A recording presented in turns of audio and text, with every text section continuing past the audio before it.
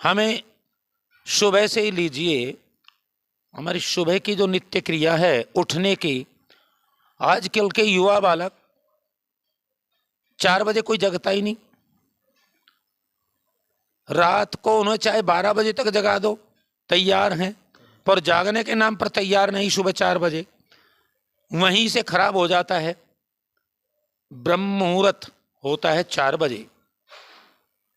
4 बजे सुबह उठे, अपने नित्य कर्म करें, स्नान करें, मंजन करें, शौच करें, थोड़ा भगवान का सुमिरन करें और फिर अपना काम शुरू करें। कितनी अच्छी बात है। 9 बजे तक मैं कहता हूँ 9 बजे के बाद सो जाना चाहिए, इससे ज़्यादा समय नहीं। हद से हद समय हो तो 10 बजे का, लेकिन 4 बजे जगना बहुत ज़रूरी है। हमें जागने तक का पता नहीं तो आगे क्रिया तो बाद में शुरू होंगी। तो हमने अपने जीवन को बनाने के लिए जीवन में आदर्श स्थापित करने चाहिए। अगर हम आदर्श रखेंगे तो जीवन में आनंद आएगा। परमात्मा तो दयालु है, परमात्मा तो कृपालु है, करुणा का सागर है, दया का सागर है। वो कभी भी अपनी कृपा में कमी नहीं करता, कभी भी अपनी दया में कमी नहीं करता। खोट हमारा है, हम पात्र नहीं हैं, और दोष हम परमात्मा को देते हैं या समाज को देते हैं। कोई भी समाज हमको दुखी नहीं करता। हम बाजार जाते हैं, मैं तो सभी से कहता हूँ बाजार में सब कुछ है, फल हैं, मिठाई हैं, सब कुछ सामान है, कपड़ा लत्ता है, शराब के ठेके हैं, मीट की दुकान है। अरे समझ तुम्हारी है, कौन हम पे दबाव दे रहा है कि भाई तू पौवा तुझे खरीदना पड़ेगा। बस लोग दारू पिएंगे, दोस्त सरकार को देंगे, दोस्त समाज को देंगे, ये किस लिए खुले हैं। तू अपना संभल के चल भाई, तू मिठाई खरीद, तुझे कौन मना करता है। तू फल खा, कौन कहता है कि दारू पी। तुझे पता है इसमें बदबू आती है, तुझे पता है इसमें बुद्धि खराब होती है, इसे तुझे पता है बुद्धि खराब होने पर आदमी पागल की तरह हो जाता है, इज्जत चली जाती है, धन व्यर्थ जाता है, फिर भी आदमी दारू पीते हैं। कितना बड़ा दुर्भाग्य है। क्या वो मानव कहलाने के अधिकारी हैं? बिल्कुल नहीं। आदमी ने पता है बीड़ी में से धुआं निकल रहा है, एक नॉर्मल धुआं निकलता है रोटी बनाने में आग में से, तो उसमें भी कितनी परेशानी होती है धुएं से। लेकिन बीड़ी में से धुआं निकलता है तंबाकू का, कितना बदबूदार है। हुक्के में से धुआं निकलता है, कितना बदबूदार है।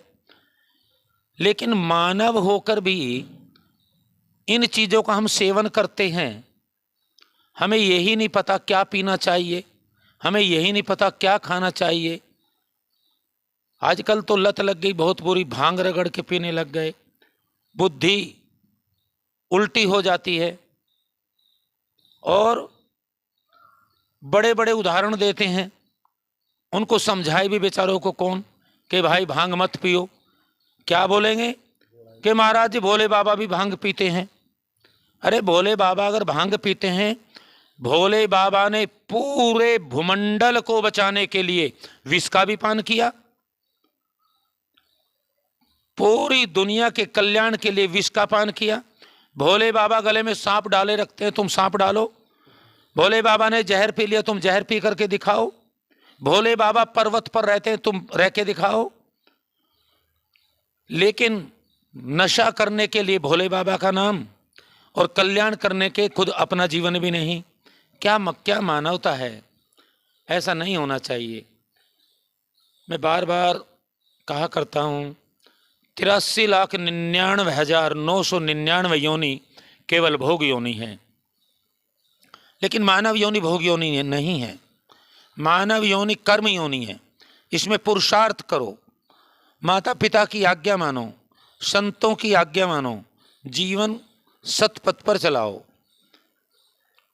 धरती पर भगवान श्री राम आए आज से लगभग 9.5 लाख वर्ष पूर्व, और उन्होंने धरती पर सबसे पहले मर्यादा स्थापित की। क्या मर्यादा भगवान श्री राम की? इतने बड़े चक्रवर्ती पिता के पुत्र हैं महाराज दशरथ के, शास्त्रों में आता है, महाराज दशरथ शरीर स्वर्ग में जाते हैं और वहां इंद्र अपना आसन छोड़ देता है। आधे आसन पर महाराज दशरथ बैठते हैं और आधे पर इंद्र बैठते हैं। कितने ऊंचे व्यक्ति हैं।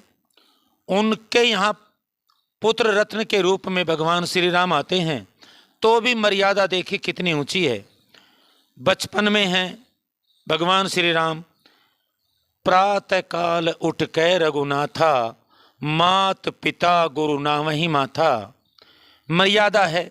अपने आप को हिंदू कहलाते हैं, सनातनी कहलाते हैं, शुरू की मर्यादा नहीं निभाते।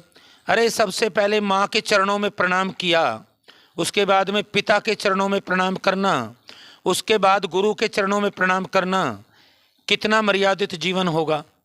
लेकिन तैयारी नहीं है। फिर जीवन में कहेंगे दुख परमात्मा ने दे दिए।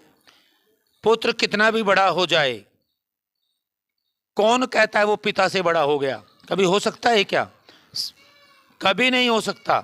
पिता चाहे हमारा अनपढ़ है, चाहे हमारा गंवार है हमारा पिता, लेकिन जिसके अंश से हमारा शरीर बना, जिस माँ ने हमको 9 महीने अपनी कोख में रखा, चाहे वो दिमाग से छोटी है, चाहे वो दिमाग से पागल है, चाहे वो बेचारी गरीबनी है, चाहे वो अनपढ़ है, लेकिन माँ तो माँ ही है।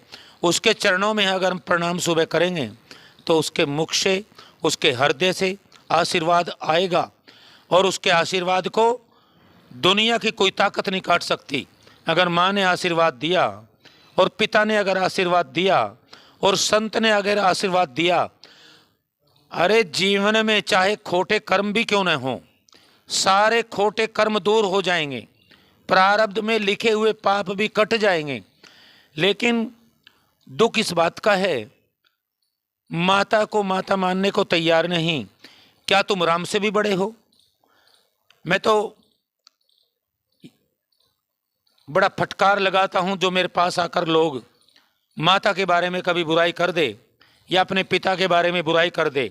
चाहे पिता आईएएस, पुत्र चाहे आईएएस अफसर हो और पिता चाहे घास खोदता हो, डेली घास खोद के लाता हो या मजदूरी करके लाता हो, लेकिन पिता का स्थान पुत्र के आईएएस होने से भी कई गुना ऊंचा है। इसी प्रकार माताजी, माँ का स्थान भी पुत्र से, कितना ही बड़ा योग्य पुत्र हो जाए, माँ से ऊंचा नहीं हो सकता। आज समाज में बड़ी विकृति है। मैं हरिद्वार में रहा करता, कई लोगों की सूचना मिली दिल्ली से, बहुत बड़े रईस हैं, उद्योगपति हैं, और उन्होंने हमसे कहा महाराज जी आश्रम में हमारी माँ को रख लो, हमें डिस्टर्ब करती है, हमारा पिता हमें डिस्टर्ब करता है, बूढ़े हो गए हैं, दिमाग काम नहीं करता। अरे जब तू माँ की गोद में खेलता था, तुझे वो घोट के मार देती, कौन सी पुलिस तेरी सहायता करती? बता, तेरी टट्टी पेशाब किसने धोया? 9 महीने तेरे को गर्भ में रखा, आज माँ तेरा डिस्टर्ब करने लगी। माँ कितनी भी पागल हो गई हो,